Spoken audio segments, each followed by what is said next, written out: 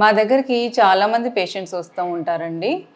ఇద్దరు ముగ్గురు పిల్లల్ని కానీ ఫ్యామిలీ ప్లానింగ్ ఆపరేషన్ చేసుకున్న తర్వాత దురదృష్టవశాత్తు ఆ పిల్లలు మరణించడం జరుగుతుంది. ఆ తర్వాత వాళ్ళొచ్చి మేము ట్యూబెక్టమీ రివర్సల్ సర్జరీ చేసుకోవాలా? లేకపోతే ఐవీఎఫ్ పద్ధతికి వెళ్ళాలా? ఏది బెస్ట్? ఏంటి అనేది వాళ్ళకి చాలా సందేహాలుంటాయి. సో ఇప్పుడు మనం దాని గురించి మాట్లాడుకుందాం. నమస్తే, నా పేరు డాక్టర్ మానస నెల్లుట్ల. నేను మైత్రిశ్రీ ఫర్టిలిటీ సెంటర్లో గైనకాలజిస్ట్గా వర్క్ చేస్తున్నాను. Tubal recanalization versus in vitro fertilization, దేనికి ఏం అడ్వాంటేజెస్ ఉంటాయి, ఏది మనకి బెస్ట్ అనేది. సో ఫస్ట్ ట్యూబల్ రీకెనలైజేషన్ అంటే రివర్సల్ సర్జరీ అనమాట. ఇది ఎప్పుడు పాసిబుల్ అంటే మనం ఓపెన్ సర్జరీ చేసినప్పుడు ఏ పద్ధతి ద్వారా మనం సర్జరీ చేసాము అనేది ఇంపార్టెంట్.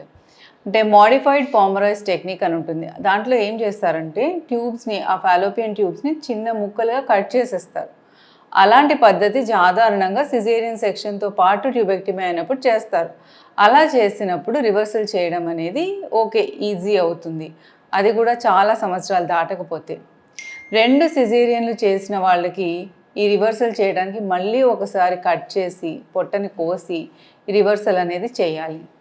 అది కూడా చేసే వాళ్ళ ఎక్స్పర్టైజ్ని బట్టి ఉంటుంది. సక్సెస్ రేట్ అనేది కూడా 30% వరకే ఉంటుంది. చేసిన తర్వాత కూడా చాలా మటుకు ఒకవేళ ట్యూబ్స్ ఓపెన్ అయినా కూడా ప్రెగ్నెన్సీ వస్తే ఆ ట్యూబ్స్లో వచ్చే అవకాశం ఎక్కువ ఉంటుంది. ఎక్టోపిక్ ప్రెగ్నెన్సీ అంటారు. ఈ రిస్క్ కూడా ఉంటుంది. తర్వాత మళ్ళీ ప్రెగ్నెన్సీ వచ్చినప్పుడు సిజేరియన్ అవసరం పడితే ఇంకొక ఆపరేషన్ అంటే 4వ 5వసారో పొట్టని కోసి ఆపరేషన్ చేయవలసిన అవసరం ఉంటుంది. సో దీంతో లోపలంతా అతుకులైపోయి బ్లీడింగ్ అయిపోయి ఇలాంటి రిస్క్లన్నీ ఎక్కువ ఉంటాయి. అదే మనం ఐవీఎఫ్ పద్ధతిలో వెళ్తే దీంట్లో మనకి ట్యూబ్స్తో సంబంధం అనేది లేదు. ట్యూబ్స్ బ్లాక్ అయిపోయి ఉన్నా కూడా మనం కింద వజైనా నుంచి ఎగ్స్ని పిక్ చేసి ఎంబ్రియోని తయారు చేసి కింది వజైనా నుంచి ఎంబ్రియో ట్రాన్స్ఫర్ చేస్తాం కాబట్టి పేషెంట్కి కోత అనేది ఉండదు. ఎక్టోపిక్ ప్రెగ్నెన్సీ రిస్క్ అనేది ఉండదు. ఒకవేళ ప్రెగ్నెన్సీ వచ్చినా ఇంకొకసారి ఆపరేషన్ అనే ప్రాబ్లము ఉండదు. ఇది ప్లస్ ఐవీఎఫ్లో సక్సెస్ రేట్ అనేది కూడా ఎక్కువ ఉంటుంది కంపేర్ టు ట్యూబల్ రీకెనలైజేషన్.